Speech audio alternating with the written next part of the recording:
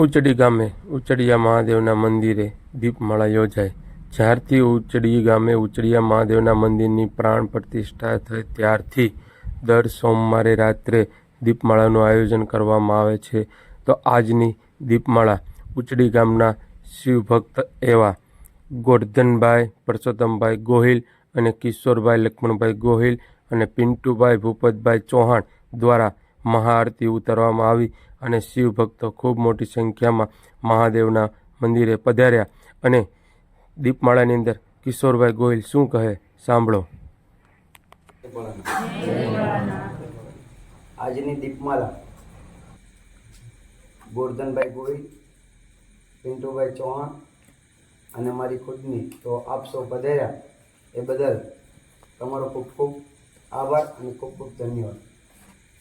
ઘણા સમયથી આપણે નથી મળ્યા, પણ કંઈક ને કંઈક એવું કામ આવી જતું હોય છે કે શક્ય નથી બનતું।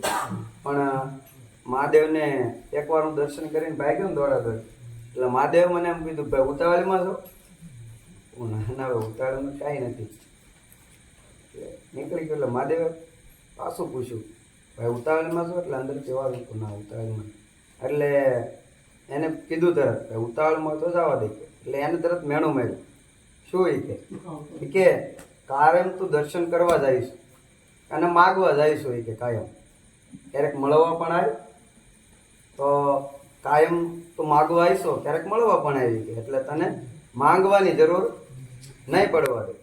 એવી જ રીતની એક સરસ મજાની કથા કે પ્યાર કરી લે શું કોઈ તારો યાર નથી, કે પ્યાર કરી લે શું કોઈ તારો યાર નથી, બચ ગોતી લેજે ભીતર છે ક્યાંય બહાર નથી। એક સરસ મજાની કથા।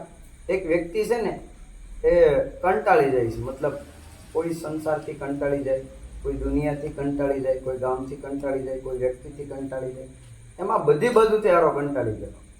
એટલે ભાઈ ગયો આમ કે હવે મૂકી દેવું છે, સંસાર છોડી દેવો। એટલે પેલા કે આપઘાત કરી લેવો કે ના એવું નથી કરવું, કે હવે થોડીક સુખની શોધ કરી લઉં શાંતિની। એટલે એને વિચાર કર્યો કે ભાઈ એકવાર હું જંગલમાં જાઉં।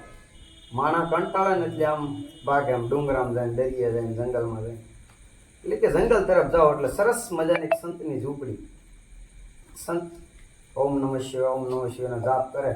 શ્રાવણ મહિનો આવ્યો ને આપણે બધા ચાલુ કરી દેવું ધીરે ધીરે। કે આપણે તો ઊંસડી ખૂબ સારું આપણું ગામ છે કે આપણે દર સોમવારે દીપમાલા થાય છે। અમે બહાર જતા હોય ત્યારે બધા બે હાથ જોડીને કે ભાઈ જય ભોળાનાથ, કિશોરભાઈ મજામાં? તો કે હા, અમારા ગામમાં ખૂબ સરસ દીપમાલા થાય છે, અમારા ગામમાં તો સોમવારે જ થાય છે ને એ શ્રાવણ મહિનો। તો ઊંસડી માટે ખૂબ સારી એવી વાત છે કે બહાર જઈએ એટલે આપણા ઊંસડિયા મહાદેવને અને આપણા ઊંસડિયા હનુમાનજી મહારાજની પણ ઘણી આપણે કથા સાંભળતા હોઈએ છીએ। એવી જ રીતના એ સંત છે એ ઓમ નમઃ શિવાયના જાપ કરે છે, એ વ્યક્તિ છે એ સંતની ઝૂંપડીમાં અંદર જાય છે। એટલે કીધું કે મહાદેવ આવો બેસો, શું તકલીફ છે? તકલીફ બાપુ કાંઈ નથી, શાંતિ જોઈશ મારે। એટલે બાપુ કે શાંતિ હતી તો હું જંગલમાં બેઠો છું, કે મને શાંતિ નથી મળતી ક્યાંય, કે એમ કે જો સરસ મજાનો વરસાદ વરસી રહ્યો છે, પંખીઓ કિલ્લોલ કરી રહ્યા છે, ટાઢું બોળ વાતાવરણ છે, ધરતીએ લીલી ચાદર ઓઢી છે, તને તકલીફ કઈ વાતની છે? એમ શાંતિ કેમ નથી? એમ કે મને હજી કે તને શાંતિ મળી નથી છે કે નહીં? જંગલમાં એક આંટો મારી, એક એમ વિસરીએ થોડુંક કે ફરીએ પછી તને કદાચ શાંતિ મળી જાય તો। એટલે ભાઈ આંટો મારીને પાછો બેઠો બાપુ એ કે હજી મને શાંતિ જેવું કાંઈ આમ અનુભવ નથી થતો, એ કે મને શાંતિ જોઈ છે। એટલે સંતે ખડખડાટ દાંત કાઢીને એમ કીધું કે ભાઈ શાંતિ છે ને એ ક્યાંય બહાર મળતી નથી। ઘણા માણસ હોય ને આમ જોજો, આમ એકલો બેઠો હોય ને તો દાંત કાઢતો ને આમ મસ્ત મજાનો એની જિંદગી ગુજારતો હોય, અને ઘણા આપણા 7-8 જણા વસાળા બેઠા હોય તો કાં વાતું કરતો હોય, માવો છોડતો હોય, કાંઈક ને કંઈક કાં મોબાઈલ મસરતો હોય, મતલબ તને શાંતિ ન હોય, કાંઈક ને કંઈક ઉકળાટ હોય મનમાં। એટલે સંતે પાછું કીધું ભાઈ હજી તને શાંતિ થાય છે કે નથી થતી? કે ના બાપુ હજી મને શાંતિ નથી થતી। કેમ? તો કે એક કામ કર, હું ભજન કર થોડું। જોજો આપણે ઘણી વાર અમુક ઉંમર થાય ને પછી એમ થાય મનની શાંતિ માટે, આત્માના કલ્યાણ માટે, આપણા ખુદના કલ્યાણ માટે આપણે ભજન કરતા હોઈએ। એટલે કે પ્યાર કરી લે શું કોઈ તારો યાર નથી, બસ ગોતી લેજે ભીતર છે કે બહાર નથી. એટલે સંતે એમ કીધું કે ભાઈ તું ગમે એટલી શાંતિ બહાર ગોતવા જઈશ તોય નહીં મળે.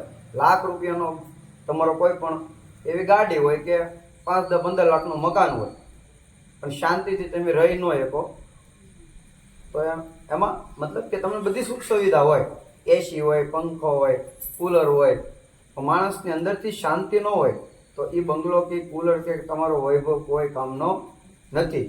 મેં એક ઠેકાણે વાંચ્યું હતું કે જો તમે શાંતિથી સૂઈ શકતા હો, શાંતિથી ખાઈ શકતા હો, શાંતિથી બેસી શકતા હો, અને જો તમને 5 જણા આવીને શાંતિથી તમને પૂછતા હોય તો આનાથી બીજું સુખ ક્યાંય નથી. શાંતિથી તમે જમી શકો, આરામથી તમે તમારું કમાણેલું ખાઈ શકો, આ એક પહેલું સુખ. બીજું સુખ કે તમે શાંતિથી ખાઈ અને સૂઈ શકો, એ શાંતિથી નીંદર આવી જાય. ભાઈ ને ઘણાને ગોળીઓ લેવી પડે, ગોળીઓ લેવી પડે ને, એટલે આપણે કે રામ રામ રામ રામ કરીને આમ સૂઈ જવાનું, ખબર જઈ ગઈ તો જઈ ગઈ. એવું ન હોય. એની અંદર ભગવાનનું નામ લઈને હોવું એટલે સવારે આપણે નથી જગાડવાનું, એ જગાડી દે. ઘણાને અલાર્મ સેટ કરવું પડે કે ભાઈ 5 વાગે આપણે વાડીએ જવાનું છે, જગાડી. પણ અલાર્મ છે ને એક આખો ટાઈમ પીરિયડ છે કે એ જગાડ્યા કરે એમ. પણ ભગવાન જ્યારે જગાડે ને ઉડાવે ત્યારે સમજવાનું કે આપણી અંદરની જે શક્તિ છે એ કંઈક ને કંઈક જાગૃત છે. તો એવી જ રીતનું સંતેને એમ કીધું કે ભાઈ તું આટો મારી એવો, આટલું સરસ મજાનું વાતાવરણ છે, આટલી સુખ શાંતિ છે, મને અહીંયા બહુ મજા આવે છે, તને કેમ શાંતિ નથી? તો કે નથી બહુ.